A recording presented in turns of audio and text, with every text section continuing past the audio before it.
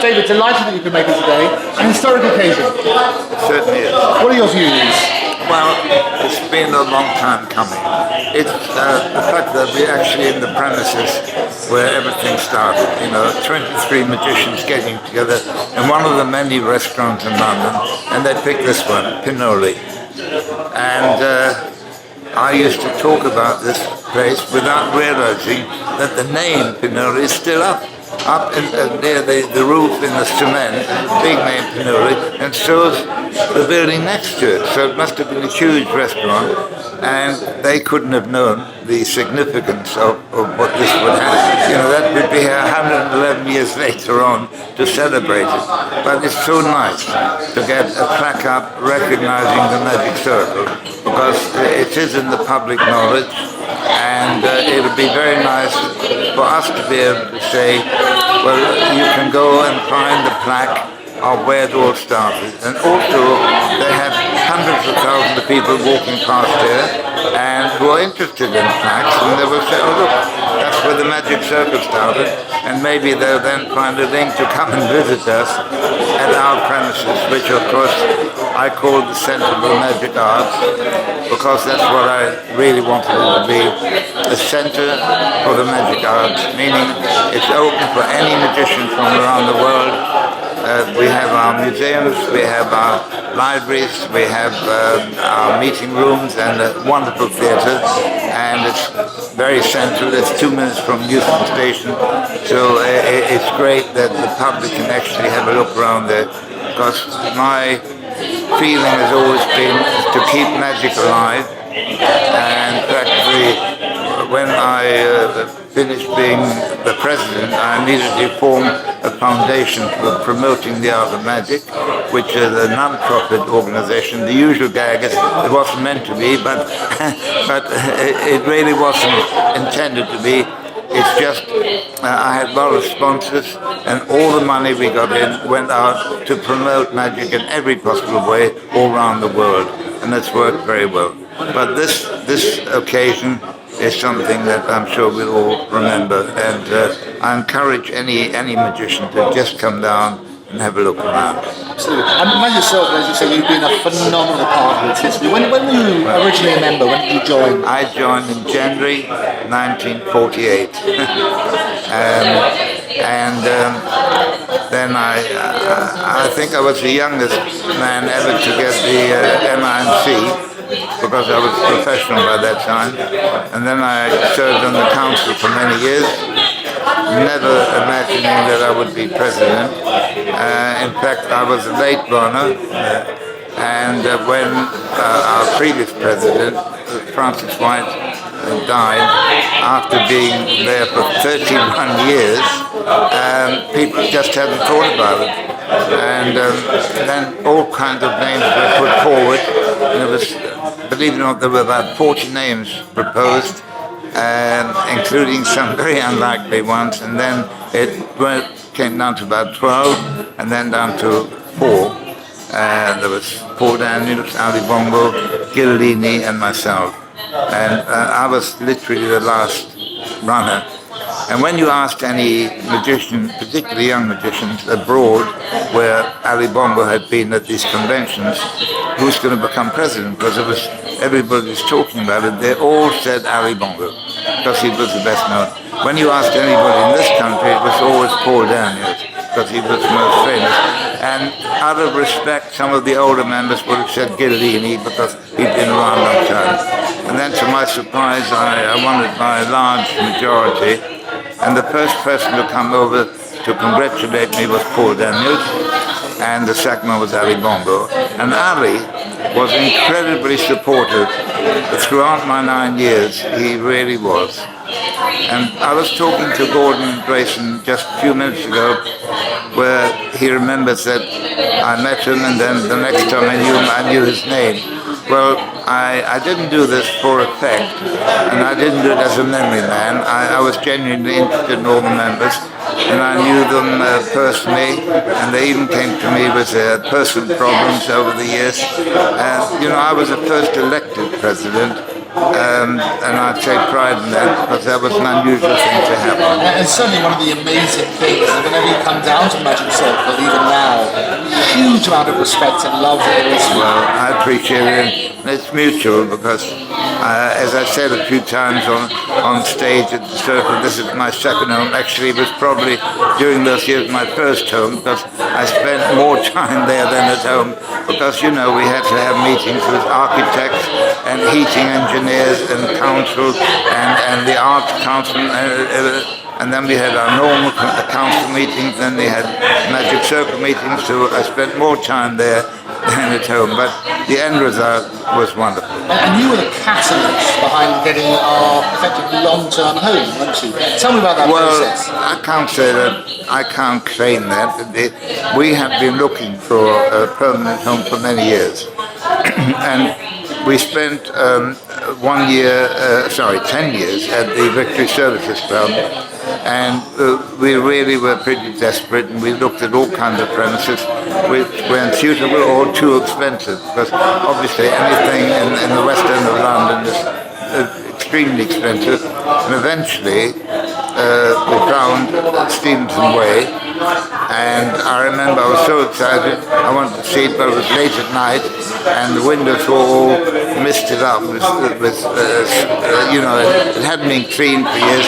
It was an old derelict warehouse with lots of machinery in it and a big industrial lift at the back, which took days to get out. It was really amazing. And they had all kinds of little rooms, and the building, if I could just demonstrate, looking at it from sideways, was like that, steps. That was the first floor, the ground floor, second floor was back, third floor. And then we had the idea to actually build out and make it a straight building. And if we hadn't done that, we couldn't have got the theatre at the top. And even when the theatre was built, and I went up into the projection room to look down, I could not believe the height we got and the ability to put a well-equipped theatre there. It was a big thrill. Lots of difficulties, things that I've never talked about, which were unbelievable, but in the end we got there. And one of the things, when we started, we only had a few £100,000. That sounds a lot, but we had about £400,000 that we wanted to spend to redecorate the place. And then the architect and the surveyor said, you need 800,000. And by the time we finished, we'd spent 2.2 million. And within a year, we were debt-free, which is quite something. Of course, I can't take the credit for that. There were many members who contributed, and there were lots of shows and functions we put on. But I did get the money to buy the actual building, because I got that from the Foundation for Sport and the Arts without any condition whatsoever, whereas the Arts Council, who gave us £475,000, we had to spend 250,000 of that just for disabled access and so on. So yes, all in all, it's quite a place of mystery how we managed it, but we did. And one of the highlights of your career, you've had many, obviously from film to television to various other aspects. What are your main highlights? What do you particularly cherish? I think this moment, talking to you, because at least for the first time we're getting it on record, to say, quite seriously, I go through life thinking every moment's a highlight. Sometimes I have a bad day, sometimes a good day, sometimes I have a fantastic day, but they all have a meaning and they all build your character. And I've had so many highs. I've been extremely lucky because in my life I've met people, world celebrities, royalties, politicians, prime ministers, people you could never meet if you weren't in show business. And you don't realize at the time. It's only when I look at my scrapbooks and photographs now, I realize what an incredible life I've had thanks to magic, and that's something I'll always be grateful for. And you must be very proud of your son. I was speaking to Marvin earlier, but the phenomenal thing that he's now done is take the next generation, introduce them to magic. Yes, I am obviously incredibly proud, and he goes to a lot of pain to point out that it's without my help. Admittedly, when he first started, I gave him some advice, and my name used to be on some of the packaging, but I really wasn't involved in the business, and he's built that incredible business up by himself. Well, with my late son, Peter, they formed a fantastic partnership and built it up. So they're now in something like 64 countries, and you can find them in airports and on the plane in the catalogs. And yes, they're doing extremely well. And that, of course, is part of my ambition of promoting magic in every possible way. And Marvin's been responsible for getting several people involved in magic. What would your advice be to people wanting to start out in the profession? Well, you certainly couldn't start in a better position than being a demonstrator, because when people come into a shop, they have no idea that they're going to walk out with a magic trick. So it's up to the magician to really fascinate them for a few seconds and then convince them that they want to do this and they abide. But it's a special skill which I haven't got, because I want to demonstrate, I want some showmanship and presentation and take my time with it. But Marvin says, no, you've got to get in there quickly and they'll go and buy it because they want to know how it's done.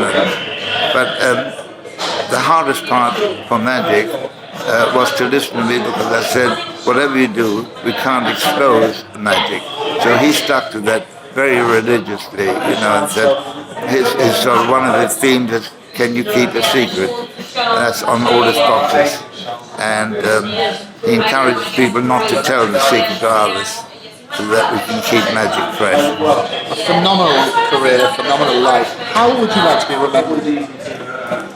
Well, I think what Gordon said to me earlier on, he said what he appreciated, and lots of other members have said it, that I took a personal interest in people genuinely, and that it wasn't as president of the Magic Circle, it was really as somebody who was very experienced in the business, passing that on to younger people, not only younger people, but anyone, to encourage them to make their magic dramatic.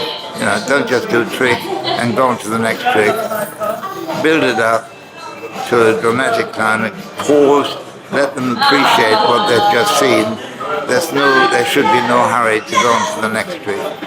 And any trick, any small trick, can be presented in that way.